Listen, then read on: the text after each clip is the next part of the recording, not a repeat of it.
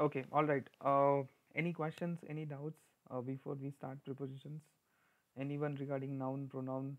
Because आत्तापर्यंत आपले noun pronoun verbs and adjectives हे चार टॉपिक्स अपन कवर केले विथ लॉजिकल. हमने लॉजिकली, मैंने आपको बहुत लॉजिकली समझा है, लॉजिकली टीच किया है.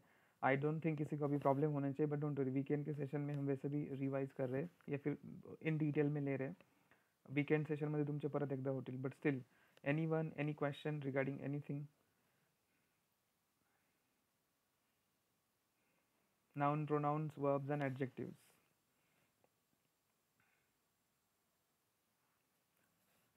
No questions? So let's start prepositions. सुरू करायचं. Alright, okay, ठीक है. So preposition, this is the most awaited topic, या फिर जिसको हम बोलते हैं कि जिसका सबको इंतज़ार रहता है हमेशा, बिकॉज ये बहुत कंफ्यूजिंग होता है. But let me clear one thing.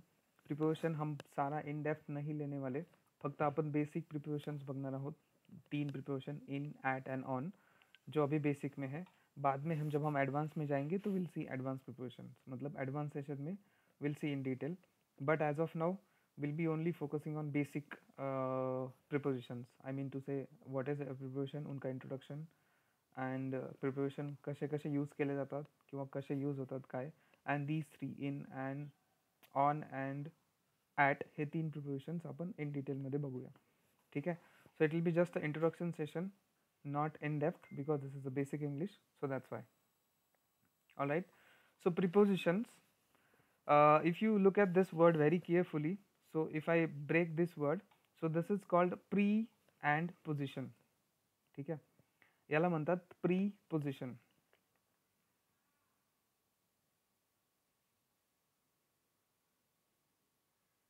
एक minute guys, 1 minute, I'm so sorry. All right. Okay, so preposition, I'll share the screen again.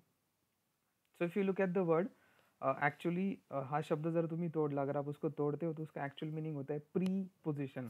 Pre position मतलब क्या? बिफोर पोजिशन, या फिर किसी चीज़ की, मतलब किसी चीज़ का पोजिशन दिखाना, not in terms of position only, but preposition मतलब ऐसे वर्ड्स होते हैं, प्रिपोजिशन मतलब असे वर्ड्स असतात जे आधी येतात. आधी येतात मतलब पहले आते हैं किसी भी नाउन, प्रोनाउन या ऑब्जेक्ट्स के पहले. मैंने आपको लास्ट टाइम 2 लाइन बताई थी, याद है अगर किसी को. वर्ब के बाद हमेशा ऑब्जेक्ट्स आते हैं, if you remember, right. V O and P O. What is this? तो वर्ब नंतर ऑलवेज ऑब्जेक्ट येतात, प्रिपोजिशन नंतर ऑब्जेक्ट ऑलवेज ऑब्जेक्ट येतात. अँड ऑब्जेक्ट जो होते वो हमेशा या तो नाउन होते या तो प्रोनाउन होते, इफ यू रिमेंबर. ठीक आहे. सो प्रिपोजिशन म्हणजे काय? प्री आणि पोजिशन, म्हणजे ते आधी येतात, प्री येतात आणि ते पोजिशन दाखवतात एका नाउन, प्रोनाउन किंवा ऑब्जेक्टची. तो in short I would say like this कि प्रिपोजिशन मतलब ऐसे वर्ड्स होते हैं जो पहले आते हैं, ठीक है, और आगे आने वाले जो ऑब्जेक्ट्स होते हैं उनकी पोजीशन दिखाते हैं. मैं आपको कुछ एग्जांपल बताऊंगा, डोंट वरी. तो जनरली अगर उसका डेफिनेशन देखा जाए तो words that indicate the relationship, like वो रिलेशन कुछ भी हो सकता है, डायरेक्शन हो सकती है, लोकेशन हो सकता है, टाइम हो सकता है, कुठली म्हणजे प्रत्येक वेळेस हमेशा पोजीशन ही दिखाते ऐसा नहीं है. वो डायरेक्शन भी दिखा सकते हैं, लोकेशन, टाइम भी दिखा सकते हैं बिटवीन एंड अदर वर्ड्स. ठीक है, इन अ सेंटेंस. तो रिलेशन बिटवीन क्या? रिलेशन बिटवीन, अब ये direction, time and other words, मतलब म्हणजे इन शॉर्ट क्या प्रिपोजिशंस क्या होते हैं? प्रिपोजिशन मतलब ऐसे शब्द जो पहले आते हैं, इसलिए उनको प्री बोला जाता है. प्री, ठीक है, पहले आके किसी आगे आने वाले जो सब्जेक्ट है उसका पोजीशन बताते हैं. तो इन शॉर्ट और इन अ सिंपल टर्म्स में that is the definition of preposition. मैं फिर से एक बार रिपीट कर रहा हूँ. प्रीपोजिशन, अगर आप इस वर्ड को तोड़ोगे तो उसका मीनिंग या फिर उसका बन जाता है की pre and position. So preposition म्हणजे असे वर्ड्स असतात की जे आधी येतात, ऑफकोर्स एका ऑब्जेक्ट के, बिकॉज मैंने बोला था ऑब्जेक्ट के पहले या फिर प्रीपोजिशन के बाद हमेशा ऑब्जेक्ट्स आते हैं. तो वो ऑब्जेक्ट से पहले आते हैं ये शब्द, और उस ऑब्जेक्ट का एक रिलेशन बताते हैं, पोजीशन बताते हैं. तो हमेशा पोजीशन है ऐसा नहीं है. अब जैसे फॉर एग्जांपल एक चीज़ मैंने आपको बताई, एक एग्जांपल क्या कि मैंने आपको बोला कि भाई आप जब रोड क्रॉस कर रहे हो तो वो वाला ब्रिज है ना, उस ब्रिज के ऊपर से जाना. ठीक है, ओवर ओवर द ब्रिज, एक एग्जांपल. अब मैंने क्या किया? ब्रिज की पोजीशन बताई है. ओवर और अंडर ये दोनों प्रिपोजिशन है, और अंडर द ब्रिज मतलब मैंने आपको बोला, फॉर एग्जांपल ऐसा कंसिडर करो, मैंने आपको डायरेक्शन तो बता दी कि भाई आपको इस लोकेशन पे जाना है, तो वहाँ पे एक ब्रिज आएगा, वहाँ से चले जाना. लेकिन मैंने आपको ये नहीं बताया कि ब्रिज के ऊपर से जाना है या ब्रिज के नीचे से जाना है. ठीक है। सो ओवर और अंडर, तो फिर उसने मुझे फ़ोन करके पूछा कि भाई ऊपर से जाऊ ब्रिज के या नीचे से जाऊ, समथिंग लाईक दॅट, ठीक आहे. सो प्रिपोजिशन म्हणजे असे वर्ड्स असतात, असे शब्द असतात की ते आधी येतात. सो अगर आप देखोगे ब्रिज ये मेरा वैसे ऑब्जेक्ट है, अगर मैं ड हटा देता हूँ फॉर एग्जाम्पल, अगर आपको नहीं समझ में आ रहा है, ठीक है, over, bridge, under, the basically होना चाहिए because I am talking about specific bridge. So bridge ये मेरा नाउन आहे और बेसिकली आय वुड से हा माझा ऑब्जेक्ट आहे, राईट. हे मी तुम्हाला स्टार्टिंगला शिकवलेलं आहे already, object specially subjective objective प्रोनाउनमध्ये सुद्धा, ठीक है. सो प्रीपोजिशन म्हणजे असे वर्ड्स असतात, प्रीपोजिशन मतलब ऐसे वर्ड्स होते हैं जो पहले आते हैं. देखो ये ओवर जो शब्द है ये प्रीपोजिशन है, ये पहले आ गया किसके, ब्रिज के. या फिर अंडर ये मेरा वर्ड है, ये पहले आ गया ब्रिज के, ठीक है. तो ये पहले आते हैं इसलिए इनको प्री कहा जाता है और ये पोजीशन दिखाते हैं उस ऑब्जेक्ट की, या फिर जो भी आपने आगे नाउन या प्रोनाउन लगाया, हमेशा पोजीशन दिखाएगा ऐसा नहीं है. रिलेशन दिखाएगा, in short direction, location, time, but overall इनका बेसिक जो प्रीपोजिशन का कंसेप्ट लिया गया है तो ज़्यादातर वो पोजीशन दिखाते हैं, इसलिए इनको प्री पोजीशन कहा जाता है. तो पहले आते हैं किसी भी ऑब्जेक्ट के पहले, मतलब प्रीपोजिशन मतलब ऐसे शब्द जो ऑब्जेक्ट्स के पहले आते हैं और वो ऑब्जेक्ट की वो पोजीशन दिखाते हैं. जैसा ओवर द ब्रिज और अंडर द ब्रिज, ब्रिज के ऊपर से या ब्रिज के नीचे से. ओवर और अंडर ये ऐसे दो प्रीपोजिशंस हैं, ये ब्रिज के पहले आ गए, मतलब ऑब्जेक्ट के पहले आ गए और उन्होंने वो पोजीशन दिखाई. Same example, for example she is sitting on bench. ठीक है. अभी ऑन इज माय प्रिपोजिशन, आपको पता है प्रिपोजिशन बहुत सारे, खूप सारे प्रिपोजिशन असतात आणि खूप कन्फ्युजिंग आहेत, ठीक है. तो अभी बेंच ये मेरा ऑब्जेक्ट है, तो in this object is my bench, alright. And on is my preposition. तो अगर आप डेफिनेशन उसकी देखोगे, जर डेफिनेशन बघितलं, प्री मतलब पहले आ गया और उसने पोजीशन बताई किसकी, वो कहाँ पे बैठी. She is sitting on bench मतलब वो ऊपर बैठी है, नीचे बैठी है, जहाँ पे भी बैठी है, तो वो पोजीशन बताते हैं कि कहाँ पे बैठा है इंसान, या फिर जो भी आपने ऑब्जेक्ट की पोजीशन बताया, वो ऑब्जेक्ट मतलब वो इंसान उस ऑब्जेक्ट पे कहाँ पे है, ठीक है. तो she is sitting on bench. So on is a preposition which comes before the object, right. वो ऑब्जेक्ट के पहले आ गया है और उसने पोजीशन दिखाई है कि वो कहाँ पे एग्जैक्टली वो चीज़. इन माई लैंग्वेज और इन माई एग्जाम्पल शी, मतलब वो लड़की एग्जैक्टली कहाँ पे उस ऑब्जेक्ट पे. So this is the simple and logical concept of preposition, ठीक है. Second example, there is a cat under the table. Now under is a preposition, ये बीच में आर्टिकल्स एडजेक्टिव्स वगैरह आ सकते हैं, ठीक आहे. अंडर द व्हाईट टेबल वगैरे हे मी तुम्हाला सांगितलं होतं. इथं मध्ये कितीही शब्द येऊ शकतात, but understand this. Preposition under ये मेरा प्रिपोजिशन है, table is my object. So pre position, so pre मतलब वो पहले आएंगे ऑब्जेक्ट के पहले, एंड वो जो चीज़ है, सपोज कैट है, वो उस ऑब्जेक्ट पे कहाँ पे उसकी पोजीशन वो बताते हैं. That is why they are called as preposition, ठीक है. प्री पोजिशन मतलब पहले आते हैं और उनकी पोजीशन बताते हैं. That is why this is the concept of preposition. म्हणजे आधी येतात, प्रिपोजिशन म्हणजे असे वर्ड्स जे ऑब्जेक्टच्या आधी येतात आणि ते ऑब्जेक्टची पोजीशन सांगतात. म्हणजे माझा जो नाउन आहे, ऑब्जेक्ट की पोजीशन आई वुड से कि आपका जो सब्जेक्ट है जनरली उसकी पोजीशन, मतलब वो चीज़ कहाँ पे है. जैसे अब कैट की मैं पोजीशन बता रहा हूँ, वो टेबल के एग्जैक्टली नीचे है या ऊपर है, something like that. Again Umesh is at home. So at, मैं जस्ट एक एग्जाम्पल दे रहा हूँ, डोंट वरी, हम उसको वन बाय वन देख लेंगे, don't worry. So Umesh is at home. तो home is my object, right. तो इसमें home is my object and at is my preposition. तो प्रिपोजिशन ऐसा वर्ड होता है जो ऑब्जेक्ट्स के पहले आता है और वो पोजीशन बताता है. तो उमेश कहाँ पे, उसके घर पे है. नॉट ऑलवेज पोजीशन, वो कुछ भी हो सकता है, डायरेक्शन हो सकती है, लोकेशन हो सकती है. अब इन टर्म्स ऑफ यहाँ पे वो लोकेशन है. प्रिपोजिशन बहुत सारे हैं, ठीक है, और उसके बहुत सारे मीनिंग्स और बहुत सारे रिलेशन्स होते हैं. डोंट गेट कन्फ्यूज, बिकॉज खूप कन्फ्युजिंग असतात. खूप सारे म्हणजे एकाच प्रिपोजिशनचे खूप सारे वेगवेगळे मीनिंग्स पण होतात. मैं आपको बताऊंगा धीरे धीरे, don't worry. But Umesh is at home. So ये मेरा ऑब्जेक्ट है, प्रिपोजिशन पहले आ गया इसलिए उसको प्री बोला जाता है, प्री. एंड देन उमेश कहाँ पे है, उसने उसकी लोकेशन बता दी, होम पे है, होटल पे है, स्कूल, कॉलेज, जहाँ पे भी है. Next example, Aba is dancing in the garden. Again in is my preposition, garden is my object और the garden is my object, ठीक है. प्रिपोजिशन के बाद हमेशा ऑब्जेक्ट्स आते हैं, ऑब्जेक्ट्स नाउन या प्रोनाउन होते हैं. The garden of course is the noun. So in हा माझा प्रिपोजिशन है, प्री पहले आ गया किसके, ऑब्जेक्ट के. और उसने क्या बोला, अब वो गार्डन की पोजीशन तो नहीं बताया ना, उसने क्या बोला, अभय की पोजीशन, अभय का लोकेशन बता दिया.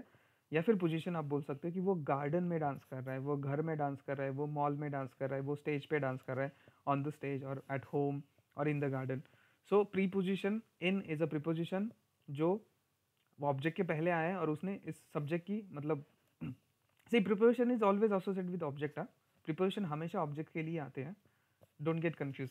बट उसने अभय की पोजीशन दिखाई है कि वो कहाँ पे एग्जैक्टली गार्डन में, मतलब वो गार्डन के अंदर गार्डन में डांस कर रहा है, इसलिए इन द गार्डन.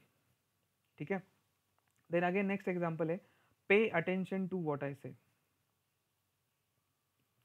उसको if it is confusing, pay attention to me. ठीक है. या फिर I will write it in another way, pay attention to Ram. Don't get confuse. मैंने आपको बोला था ऑब्जेक्ट्स क्या होते हैं जनरली, ऑब्जेक्ट्स नाउन या प्रोनाउन होते हैं. ठीक है. अब नाउन या प्रोनाउन मतलब या तो नाउन हो सकता है या तो प्रोनाउन हो सकता है. कभी कभी ऑब्जेक्ट्स ऐसे होते हैं, कभी कभी आपका पूरा का पूरा सेंटेंस भी ऑब्जेक्ट हो सकता है. तो फॉरगेट अबाउट दिस फर्स्ट, पहले इस पे कॉन्सेंट्रेट करो, याचा और लक्ष्य दे. So pay attention to. अब now to is my preposition, to preposition भी होता है. ठीक है. सो पे अटेंशन टू मी. ज्यांचं प्रोनाउन झालंय, जिनका प्रोनाउन हो चुका है, मैं आपको बहुत बार समझा चुका हूँ. ये ऑब्जेक्टिव केस है प्रोनाउन की.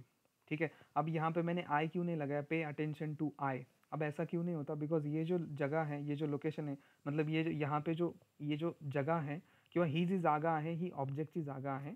ऑब्जेक्टच्या जागेवरती मी आय टाकू नाही शकत, बिकॉज आय हा माझा सब्जेक्टिव प्रोनाउन है. तो आई ये मेरा सब्जेक्टिव प्रोनाउन है. आई को मैं ऑब्जेक्ट के जगह पे नहीं रख सकता, बिकॉज ये सब्जेक्टिव प्रोनाउन है. अब ही जी जागा है, ही माझी ऑब्जेक्ट की जागा है, तो ये मेरी ऑब्जेक्ट की जगह है, इसलिए मुझे ऑब्जेक्टिव प्रोनाउन लगाना पड़ता है. Right. So pay attention to me. So to is my preposition. ये पहले आ गया. मैंने हमेशा बोला था कि ये हमेशा लोकेशन ही दिखाता है, ऐसा नहीं है. बहुत सारी चीज़ें होती है, रिलेशन, बहुत सारे रिलेशन हो सकते हैं, डायरेक्शन, लोकेशन, टाइम, ईटीसी. ठीक है. तो पे अटेंशन टू मी या फिर पे अटेंशन टू राम. तो यहाँ पे माई पॉइंट इज दैट मैंने मी और राम का एग्जाम्पल क्यों दिया है, because these are all objects. Preposition के बाद हमेशा ऑब्जेक्ट्स आते हैं. तो प्री पोजिशन, प्री मतलब क्या, ऐसे शब्द जो पहले आते हैं, किसके, ऑब्जेक्ट के पहले आते हैं. ठीक है. और कुछ ना कुछ वो रिलेशन दिखाते हैं. तो पे अटेंशन टू मी मतलब मेरे तरफ देखो, मेरे अटेंशन, एक तरफ से डायरेक्शन आप बोल सकते हो कि मैं जो कह रहा हूँ या फिर मेरे पे अटेंशन पे करो, काइंड ऑफ डायरेक्शन हो सकती है. कुछ एब्स्ट्रैक्ट चीज़ें भी हो सकती है, तो काइंड ऑफ डायरेक्शन. ठीक है. सो टू ये प्रिपोजिशन है. ठीक है. सो इसके बाद ऑब्जेक्ट आ गया मी, ऑब्जेक्टिव्ह प्रोनाउन, या फिर राम, ये तो सब्जेक्ट आहे, सॉरी नाउन आहे. नाउन को मी तुम्हाला सांगितलं, नाउनमध्ये सब्जेक्टिव्ह ऑब्जेक्टिव्ह केसेस पडत नाहीत, बिकॉज नाउन में कुछ फर्क नहीं पड़ता. आप राम को सब्जेक्ट में डालो या ऑब्जेक्ट में डालो, आप राम को कहीं पे भी डाल सकते हो, वो चेंज होने वाला नहीं है. ठीक है. ऑब्जेक्ट में डाला तो भी राम रहेगा, सब्जेक्ट में डाला तो भी राम रहेगा.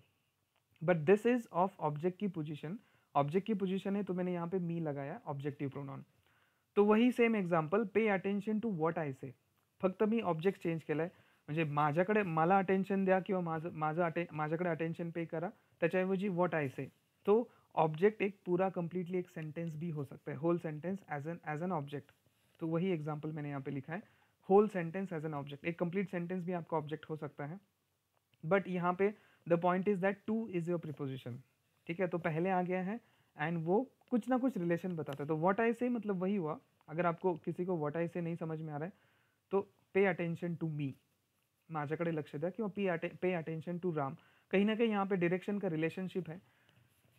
यू नो, डायरेक्शन दिखाई है, फिर डायरेक्शन का रिलेशनशिप दिखाई. तो प्रिपोजिशन वही होता है. प्रिपोजिशन म्हणजे असा कुठलाही शब्द जो ऑब्जेक्टच्या आधी येतो, बिकॉज ऑफकोर्स प्रिपोजिशन के बाद हमेशा ऑब्जेक्ट्स आते हैं, तो ऑब्जेक्ट के पहले आएगा एंड वो कुछ ना कुछ रिलेशन बताएगा. डायरेक्शन हो सकता है, लोकेशन हो सकता है, टाइम हो सकता है, anything between that your subject and between other words in a sentence. ठीक है. So that's a plain and simple definition of preposition. ठीक है. ये एक पॉइंट हो गया. यहाँ तक किसी को डाउट है, क्वेश्चन है, anyone, any question? I was saying कि प्रिपोजिशन हमेशा डायरेक्शन, आप रट्टा मत मारो कि प्रिपोजिशन हमेशा पोजीशन दिखाते हैं. जिन जिनका पजेसिव नाउन या पजेसिव प्रोनाउन हो उनको तो और ज़्यादा क्लियर होगा. प्रिपोजिशन से हम पोजीशन भी दिखाते हैं. इसलिए मैंने बोला कि डोंट जस्ट ब्लाइंडली स्टडी कि अरे एक कंसेप्ट पढ़ा दिया तो चलो हाँ प्रिपोजिशन हमेशा पोजीशन दिखाते हैं कि अप डाउन, ऊपर नीचे, अंडर ओवर, ऐसा नहीं है. प्रिपोजिशन बहुत सारे काम करते हैं. एक पोजीशन की बात होती है. मैं जब आपको पजेसिव नाउन पढ़ा रहा था, म्हणजे तुम्हाला पजेसिव नाउन शिकवलं होतं, तब मैंने शायद आपको क्लियर किया था राम्स कार, ये लिव्हिंग थिंग्स आहे. ठीक आहे. लिव्हिंग थिंग्सचं पोझिशन आपण ॲपॉस्ट्रॉफी एस लावून दाखवतो. हे मी लास्ट टाइम पण सांगितलं होतं, लिव्हिंग थिंग्स म्हणजे ज्या सजीव गोष्टी असतात त्यांचं पोझिशन जर दाखवायचं असेल तो पहले आपको, मैंने लास्ट टाइम भी जब मैंने वो मॉम वाला गिफ्ट का जब मैं एक्सप्लेन कर रहा था नेटफ्लिक्स के थ्रू, तभी मैंने आपको बताया था ये पहला नाउन है जो ओनर है और दूसरा नाउन उसके हक की चीज. मतलब राम हा माझा ओनर झाला, त्याला मी अपॉस्ट्रॉफी एस लावतो आणि नंतर पुढे कार लावतो. So this is the normal way of showing possession. मी आता पोजेशन बद्दल बोलते इन इंग्लिश, ठीक है. बट हम इसको उल्टा भी कर सकते, कार ऑफ राम ऐसा भी बोल सकते, राइट. असं पण आपण बोलतो. तो ऑफ क्या है, ऑफ इज अ प्रिपोजिशन. या फिर मैं ऐसा भी बोल सकता हूँ बैग ऑफ द स्टूडेंट. तो what is of, of is a preposition, student मेरा ऑब्जेक्ट है. ऐसा शब्द, प्रिपोजिशन मतलब क्या, ऐसा वर्ड जो ऑब्जेक्ट के पहले आ गया है और वो कुछ रिलेशन बता रहा है. अब यहाँ पे पोजेशन की बात हो रही है, रिलेशन मतलब नॉट ओनली पोजिशन. हाँ, इसलिए मैंने ये एग्जाम्पल लिया. It is prepositions are not only position because वहाँ पे लिखा है ना pre position. So don't think कि it's only about position, no. ठीक है, प्री पोजिशन तो कोई भी रिलेशन हो सकता है, नॉट ओनली पोजिशन. तो एक पोजेशन का भी मैंने दिखाया आपको, एक ऊपर यहाँ पे भी दिखाया था, एक डायरेक्शन टाइप पोजेशन. या फिर मैंने आपको ये बोला था जब हम नॉन लिव्हिंग थिंग्स का पोजेशन देख रहे थे, म्हणजे निर्जीव गोष्टीचं पोजेशन. सो निर्जीव गोष्टीचं पोजेशन आपण कधीच ॲपोस्ट्रॉफी एस लावून दाखवत नाही. हे मी त्यावेळेस शिकवलं होतं. लैपटॉप्स, चार्जर ऐसा हम कभी नहीं बोलते, ये इंग्लिश में गलत माना जाता है. जो भी कोई निर्जीव चीज़ होती है उसका पोजेशन आप अपॉस्ट्रॉफी एस लगा के नहीं बोल सकते. हाँ, आपण आत्तापर्यंत असंच ऐकले, अरे लॅपटॉप्स चार्जर और pens cap. This is absolutely wrong. ठीक है, ऐसा इंग्लिश नहीं मानती, इंग्लिश में ऐसा पॉसिबल नहीं है. तो जब नॉन लिविंग थिंग का पोजेशन हम दिखाते हैं, जनरली तो पोजेशन हम एपोस्ट्रॉफी एस लगा के ही दिखाते हैं, जो आपका ओनर है उसको हम एपोस्ट्रॉफी एस लगाते हैं. लेकिन when it comes to non living things, non living things means जो सजीव नहीं है, these are non living things. So non living thing का पोजेशन कभी भी एपोस्ट्रॉफी एस लगा के नहीं दिखाया जाता. तो उसमें आपके पास दो ऑप्शन होते हैं, या तो एपोस्ट्रॉफी हटा दो, सिर्फ लैपटॉप चार्जर बोलो, या फिर पेन कैप बोलो, नहीं तो फिर आपको उल्टा करना होता है, चार्जर ऑफ द लैपटॉप. तो ऑफ क्या है, ऑफ इज अगेन प्रिपोजिशन. ये आप सजीव लोगों के लिए भी बोल सकते हो, Ram's car is also fine और car of Ram both are fine, not an issue. Living things के लिए, म्हणजे ज्या सजीव गोष्टी असतात त्यांच्यासाठी.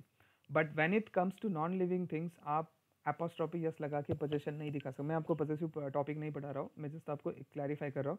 तो ऑफ मेरा प्रिपोजिशन है. तो पेन कैब होगा, नॉट पेन्स कैब, ये एब्सोल्युटली रॉन्ग है. या फिर कैब ऑफ द पेन.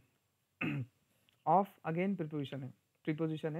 तो प्रिपोजिशन क्या होता है, मैंने बोला वही प्रिपोजिशन, वही एक वर्ड होता है जो पहले आता है ऑब्जेक्ट के पहले, एंड वो पोजीशन या फिर रिलेशन बताता है in terms of that object.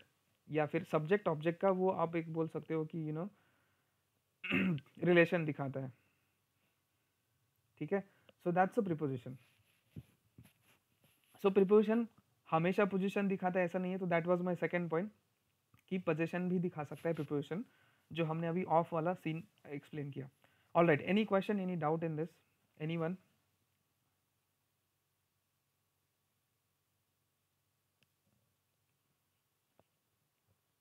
guys, anyone, any question, this possession वाला thing of, this is very simple to be honest, but अगर फिर भी डाउट आहे, क्वेश्चन आहे कोणाला, anyone? yes, no?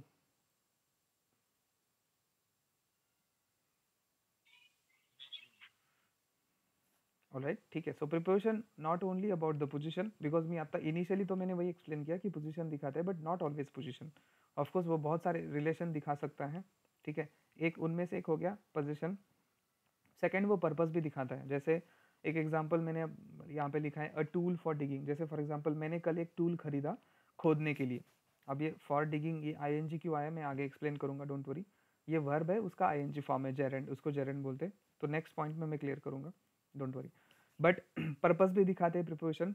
For is what, preposition. ठीक है, अ tool for preposition. For example, I bought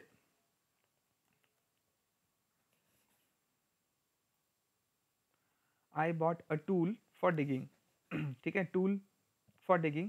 so tool का और डिगिंग का उन्होंने रिलेशनशिप दिखाया है. ठीक है, टूल किसके लिए मैंने यूज किया है, डिगिंग के लिए, खोदने के लिए. डिगिंग मतलब खोदना, खोदणे ज्याला आपण म्हणतो. ठीक आहे, जमीन, छोटे मोठे टूल्स असतात ज्यांनी आपण जमीन, किंवा घरी आपण जेव्हा छोटे छोटे झाड लावतो त्याच्यासाठी छोटे छोटे टूल येतात ज्यांनी आपण माती उकरू शकतो किंवा डिग करू शकतो. सो प्रिपोजिशन आपके पर्पस भी दिखा सकते हैं. एक एग्जाम्पल कि I bought a tool for digging.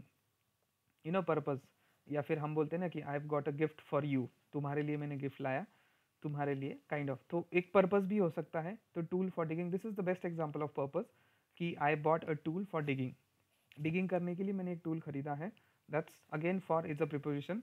But again I am telling you, इसके बहुत सारे मीनिंग होते हैं, फॉरचे मीनिंग खूप सारे असतात, ठीक है। पर्पस भी दिखाता है, वहाँ पे आपका ड्यूरेशन भी दिखा सकता है, मैं आपको पढ़ाऊंगा आगे सिंस एंड फॉर में ड्यूरेशन भी दिखा सकते हैं। तो it is kind of confusing topic, थोड़ा कन्फ्यूजिंग असतं बिकॉज एक ही प्रिपोजिशन के मल्टीपल यूज हो सकते हैं।